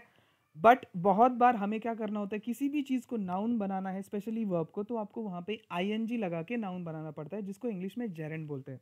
मैं फिर से एक बार रिपीट कर रहा हूँ, अगर किसी मोस्ट ऑफ द वर्ब्स को, नॉट ऑलवेज, जैसा डांस है, डांस को तो मुझे आईएनजी लगा के उसका नाउन बनाने की जरूरत नहीं, बना भी सकते हो, बट डांस खुद में एक नाउन भी है। लेकिन ज़्यादातर वर्ब्स को आपको आईएनजी लगा के ही उसका नाउन बनाना पड़ता है, जिसको इंग्लिश में जेरेंड कहा जाता है। जैसे स्विमिंग, डांसिंग, अब डांस तो खुद एक वर्ब भी है, एक नाउन भी है, डांस को मैं एज अ नाउन भी यूज़ कर सकता हूँ। ये लाइन, ये सेंटेंस एग्जैक्टली सही है, और आई लाइक डांसिंग ये भी सही है। ये प्रिपोजिशन का पार्ट नहीं है, मैं जस्ट आपको समझा रहा हूँ की नाउन कैसे बनते हैं वर्ब के। तो वर्ब ला आयएनजी लावून आपण त्याचं नाउन बनवतो, ज्याला जेरेंड म्हणतो, किंवा काही काही वर्ब बिना नाउनचे सुद्धा ते सॉरी बिना आयएनजी सुद्धा ते नाउन असतात। जैसा मैंने लास्ट टाइम आपको वर्क का भी एग्जांपल दिया था, याद है, काम और काम करना, तो वर्क मेरा नाउन भी हो सकता है, ठीक है, और वर्क मेरा वर्ब भी हो सकता है, मैं दोनों तरीके से उसको यूज़ कर सकता हूँ। तो अभी मेरा पॉइंट ये है कि जैसे दो वर्ब साथ में नहीं आ सकते, मुझे उनको नाउन बनाना पड़ता है आईएनजी लगा के, जिसको जेरेंड बोलते हैं। तो प्रीपोजिशन में वही सीन है, मैं आपको बता देता हूँ। अब मुझे एक बात बताओ, इन क्या है? इन, पहले तो डांसिंग को 2 मिनट के लिए भूल जाओ। इन क्या है? इन मेरा है प्रीपोजिशन। ध्यान से सुनना, अब दिस इज वेरी इंपॉर्टेंट। इन के बाद मुझे क्या लगेगा? ऑब्जेक्ट लगेगा, बिकॉज प्रीपोजिशन के बाद हमेशा क्या आते हैं? ऑब्जेक्ट्स आते हैं। ये फिगर याद रखो, POVO, ये मैंने आपको बोला था, ये फिगर याद रखो। प्रीपोजिशन के बाद हमेशा क्या आते हैं? ऑब्जेक्ट्स आते हैं, राइट। अब इन के बाद मुझे क्या लगेगा? ऑब्जेक्ट लगेगा। तो मैं यहाँ पे लिख सकता हूँ I am interested in data. Data क्या है? ऑब्जेक्ट है, नाउन है। और एक चीज़ यहाँ पे लिखते दो, ऑब्जेक्ट हमेशा क्या होते हैं? नाउन या प्रोनाउन होते हैं। अब ध्यान से सुनना, this is very important. I am interested in movie, movie मेरा ऑब्जेक्ट है जो कि नाउन है, नॉट एन इशू, ठीक है। यहाँ तक तो क्लियर है सबको? बिकॉज प्रिपोजिशन क्या बोलती है? प्रिपोजिशन ये बोलती है कि भाई मुझे मेरे बाद में सब्जेक्ट है। प्रिपोजिशन अकेले नहीं आ सकते, वो सॉरी सब्जेक्ट नहीं, ऑब्जेक्ट लगेगा। प्रिपोजिशन क्या बोलती है कि भाई मुझे ऑब्जेक्ट लगेंगे। हाँ, अगर आपने ऑब्जेक्ट पहले लिखे हैं, जैसे for example I need a pen to write with, तो that is different example. But हाँ, प्रिपोजिशन ऐसा बोलती है कि भाई मुझे मेरे साथ हमेशा कोई ना कोई ऑब्जेक्ट है। प्रिपोजिशन अकेला कभी नहीं आता। प्रिपोजिशन हा एकटा कधीच येत नाही, त्याला काही ना काहीतरी ऑब्जेक्ट लागतात, अँड ऑब्जेक्ट हमेशा नाउन या प्रोनाउन होते। तो इनके बाद मैं नाउन दे सकता हूँ, जैसे मूवी दे सकता हूँ, I am interested in movie, I am interested in data, या फिर अगर आपकी कोई गर्लफ्रेंड है तो suppose I am interested in Sita, Gita, जो भी है, ठीक है। या फिर कोई भी आप कोई सब्जेक्ट है, या फिर कोई भी सब्जेक्ट है, for example I am interested in math, तो ये मैथ, गीता, सीता, दत्ता, राम, ये क्या थे? ये सारे ऑब्जेक्ट थे, बट ऊपर से वो नाउन थे। म्हणजेच काय, हे सगळे ऑब्जेक्ट होते बट नाउन होते। सो प्रिपोजिशन काय सांगतो? तुम्ही इन लावा, फॉर लावा, काही लावा। सो प्रिपोजिशन क्या बोलता है कि अगर आप ऐसा लिख रहे हो, तो आई, सपोज कोई भी एक एग्जाम्पल है, तो फॉर प्रिपोजिशन है, इसके बाद मुझे लगेगा ऑब्जेक्ट, और ऑब्जेक्ट मेरा हमेशा या तो नाउन या तो प्रोनाउन होना चाहिए। अब मैं आपको बोल रहा हूँ कि फॉर आपने जो बोला था ना, I need a pen, for, ठीक है, फॉर, या फिर कोई भी एग्जाम्पल ले लो। अगर आपको यहाँ पे कोई वर्ब डालना है, जिसका मैंने एग्जाम्पल नीचे लिखा है, आफ्टर और बिफोर, मैं बता देता हूँ। अब आफ्टर और बिफोर क्या है? दोनों के दोनों है प्रीपोजिशन, ठीक है। आफ्टर बिफोर है, दोनों दोनों से दोनों प्रीपोजिशन है। सो अगर प्रीपोजिशन है तो प्रीपोजिशन क्या बोलेगा? भाई मुझे आगे ऑब्जेक्ट चाहिए, और ऑब्जेक्ट हमेशा क्या होते हैं? नाउन प्रोनाउन होते हैं। वर्ब तो ऑब्जेक्ट नहीं हो सकता ना, V1 आपका ऑब्जेक्ट कैसे हो सकता है? ध्यान से सुनना, इसलिए यहाँ पे आफ्टर कंप्लीट नहीं होता, आफ्टर कंप्लीटिंग, तो आपको हमेशा वर्ब का आईएनजी फॉर्म लगाना होता है। जनरली राइटिंग ऐसा होता है। आप यहाँ पे फॉर राइट नहीं लिख सकते। क्यों नहीं लिख सकते?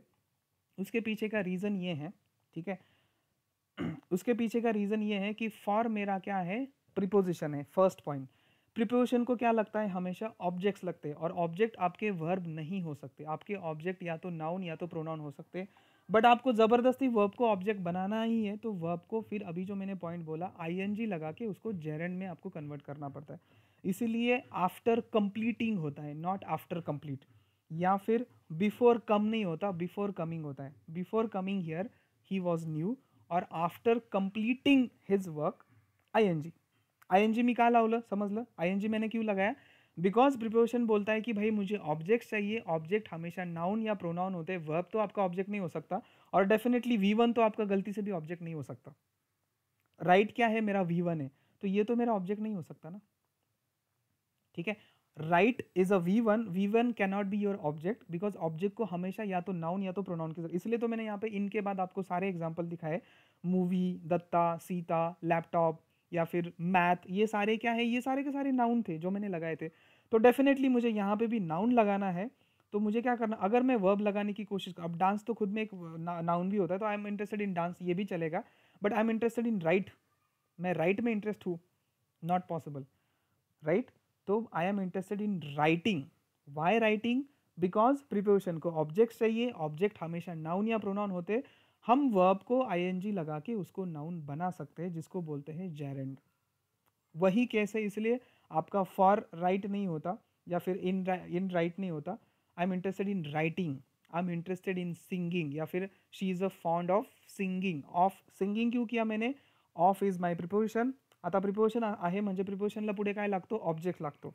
और ऑब्जेक्ट्स क्या होते हैं? हमेशा या तो नाउन होते हैं या तो प्रोनाउन होते हैं. V1 आपके कभी भी ऑब्जेक्ट्स नहीं हो सकते. तो आई एम फॉन्ड ऑफ सिंग नहीं होगा. क्यों? बिकॉज ये ऑब्जेक्ट है. V1 सिंग मेरा V1 है ना. V1 म्हणजे वर्बचा पहिला फॉर्म. राइट. सो V1 मेरे ऑब्जेक्ट्स नहीं हो सकते, मुझे नाउन ही लगेगा यहाँ पे. तो अगर आपको वर्ब को, इसलिए तो ड्राइविंग लाइसेंस का जो बना है ना, वो शब्द कैसे बना है? अगर आपको किसी भी वर्ब को ज़बरदस्ती नाउन बनाना है तो उसको आईएनजी लगाना पड़ता है, फिर वो नाउन बन जाता है, जिसको हम इंग्लिश में जेरेंड बोलते हैं. सो इसलिए after completing his work, completing मेरा वर्ब आईएनजी है जो नाउन बन चुका है. अब ये यहाँ पे V1 ये कोई एक्शन नहीं दिखाता, या फिर बिफोर कमिंग ये मेरा नाउन बन चुका है. I M found of singing, यहाँ पे कोई एक्शन नहीं दिख रही मेरी, मैं जस्ट उस कंसेप्ट की बात कर रहा हूँ जो अभी ये नाउन बन चुका है. सिंगिंग अब ये मेरा नाउन बन जाएगा. ठीक है. तो same example, I am interested in writing, so I am interested in dancing, I am interested in singing, I am interested in यहाँ पे सारा का सारा आपका V1 प्लस आयएनजी आ जाएगा जेरेंड. म्हणजे सगळ्याचं सगळं तुम्हाला आयएनजी लिहावं लागेल. जसं I am interested in talking, I am interested in playing, I am interested in talking, I am interested in walking, I am interested in dancing, I am interested in यहाँ पे सारा का सारा आपका मेन, अगर आप वर्ब लगा रहे हो तो, हाँ वर्ब लगा रहे हो तो आपको आईएनजी लगाना पड़ेगा. क्यों? बिकॉज वर्ब को आईएनजी लगा के नाउन देना पड़ता है. अब ये यहाँ पे एक तो नाउन लगाओ या तो प्रोनाउन. प्रोनाउन लगाए तो बात अलग है. ठीक है. I am interested in him, right. I am interested in her, तो वो बात अलग है. वो अभी मैं आपको नहीं पढ़ा रहा था, V1 पढ़ा रहा था. V1 को अगर यहाँ पे मुझे ऑब्जेक्ट डालना है तो V1 कभी ऑब्जेक्ट नहीं हो सकता. हाँ, V1 को आईएनजी लगा के उसको मैं नाउन मतलब ऑब्जेक्ट बना सकता हूँ. इन शॉर्ट नाउन बना सकता हूँ. इसलिए I am interested in singing, I am interested in writing. हाँ, यहाँ पे आप ऐसा बोल सकते हो, I need a pen for writing. अब ये स्ट्रक्चर कंप्लीटली बदल जाएगा. अब ये ऊपर वाला अलग था, ये नीचे वाला अलग है. ठीक है. So I need a pen to write, because यहाँ पे ये इन्फिनेटिव था, बेर इन्फिनेटिव, जिसको बेर इन्फिनेटिव. टू गो, आपने बचपन में जब भी इंग्लिश पढ़ा है तो आप वर्ब ऐसे ही पढ़ते हो ना. टू राइट, टू लगाते हो पहले. टू लिसन, ये बेस फॉर्म हो गया. फिर listen second form, listen third form, something like that. So ये दिस स्ट्रक्चर वॉज डिफरेंट. इसलिए आपको यहाँ पे प्रिपरेशन की जरूरत पड़े, प्रिपरेशन आगे लिखना था. यहाँ पे मेरे पास ऑलरेडी प्रिपरेशन आ चुका है. ठीक है. आई नीड अ पेन, ठीक है, फॉर राइटिंग. तो आप ऐसा कर सकते हो. बट यहाँ पे आपको कुछ लिखना है फॉर राइटिंग समथिंग, आप आगे भी लगा सकते हो. मुझे कुछ लिखना है, I need a pen for writing something, और राइटिंग अ लेटर, और जो भी आपको बोलना है. आप और भी सेंटेन्स को बढ़ा सकते हो, तुम्ही अजून जास्त सेंटेन्सला वाढवू शकता. बट या दिस इज द केस. ठीक है. सो फॉर ये मेरा प्रिपोजिशन है. ध्यान देना, अगर फॉर के बाद अगर आप कोई नाउन लगा रहे हो, फॉर दत्ता, जैसे for example I got a gift for Datta, कोई बात नहीं, नाउन है Datta, no problem. I got a gift for him, अब यहाँ पे मैंने हिम या हर क्यों लगाया? बिकॉज ये ऑब्जेक्ट है. ऑब्जेक्ट हमेशा नाउन या प्रोनाउन होते हैं. हर मेरा प्रोनाउन है, ऊपर से वो ऑब्जेक्टिव प्रोनाउन है. मैंने यहाँ पे शी नहीं लिखा. सपोज पेन की छोड़ो बात, मैं बोल रहा हूँ कि आई बॉट अ गिफ्ट, मतलब मैंने गिफ्ट खरीदा है. किसके लिए खरीदा है? गर्लफ्रेंड, बॉयफ्रेंड, जो भी है, आपको जो भी बोलना है, या फिर उसका नाम. आई bought a gift for. For, अब उसको क्या लगेगा? ऑब्जेक्ट लगेगा. ऑब्जेक्ट क्या होता है? या तो नाउन या तो प्रोनाउन. प्रोनाउन लगा दिया तो मैं शी तो नहीं लगा सकता, मुझे हर लगाना पड़ेगा, बिकॉज ये ऑब्जेक्ट की जगह है. आई bought a gift for her, I bought a gift for him. हाँ, बट अगर आप नाउन लगाते तो नाउन को तो कोई फर्क नहीं पड़ता ना, दत्ता दत्ता ही रहेगा। I got a gift for Datta, I bought a gift for Ram, Shyam, Sita, Gita, not an issue. But I gift, suppose for example मैंने फॉर लगा दिया और यहाँ पे मैंने V1 लिखा, forget about the gift because right के लिए गिफ्ट नहीं होता, बट जस्ट एक एग्जाम्पल मैं आपको दे रहा हूँ। फॉर राइट, तो ये तो गलत हो जाएगा बिकॉज फॉर ये मेरा प्रिपोजिशन है, राइट मेरा कभी ऑब्जेक्ट नहीं हो सकता अगर उसको मुझे, सॉरी नाउन नहीं हो सकता, और ऑब्जेक्ट भी कभी V1 नहीं होते। अगर मुझे ऑब्जेक्ट बनाना है तो उसको या तो नाउन बनाना पड़ेगा या तो प्रोनाउन बनाना पड़ेगा। राइट तो प्रोनाउन होता नहीं, राइट का प्रोनाउन क्या बनाऊँ मैं? तो इसके लिए मेरे पास एक ऑप्शन है जो राइट को ING लगा के हाँ मैं उसका नाउन जरूर बना सकता हूँ। समजते म्हणजे मी काय म्हणतोय की फॉर ये प्रिपोजिशन जर असेल तर प्रिपोजिशनला ऑब्जेक्ट लागतो, ऑब्जेक्ट हा एक तर नाउन किंवा प्रोनाउन असतो। अब राइट का प्रोनाउन तो नहीं बनता ना, वर्ब का प्रोनाउन तो नहीं होता, ठीक है, तो मैं उसको ING लगा के नाउन बना सकता हूँ वर्ब को, म्हणजे वर्बला मी ING लावून नाउन बनवू शकतो। So I bought a pen for writing for example, असं, ठीक है। सो फॉर के बाद, इसलिए बिफोर आफ्टर ये जो होता है, अगर आपको नहीं पता था तो शायद आज आपको समझ में आएगा। प्रिपोजिशन क्या बोलती आहे, प्रिपोजिशनला प्रत्येक वेळेस ऑब्जेक्ट लागतो समोर। हां, याच्या आधी काही येऊ शकता, म्हणजे याच्या आधी द वगैरे येऊ शकतं, जसं आपण मगाशी घेतलं होतं की द पेन और द बुक वगैरह। बट मेन मेन बात समझो, प्रिपोजिशन को हमेशा ऑब्जेक्ट्स लगते हैं, ऑब्जेक्ट हमेशा नाउन या प्रोनाउन होते हैं। V1 आपका कभी ऑब्जेक्ट नहीं हो सकता, V1 को ING लगा के उसको जेरेंट बना के आप उसको ऑब्जेक्ट बना सकते हो, ठीक है। क्लियर, अब तो क्लियर है? Any confusion, any doubt, anyone?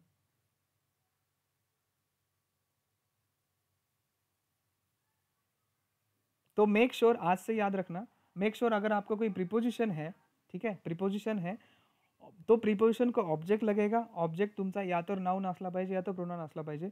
V1 आपका ऑब्जेक्ट नहीं हो सकता, बट V1 को ING लगा के आप उसको ऑब्जेक्ट मतलब नाउन बना सकते हो, बिकॉज ऑब्जेक्ट में हमेशा नाउन ही लगता है या तो प्रोनाउन लगता है।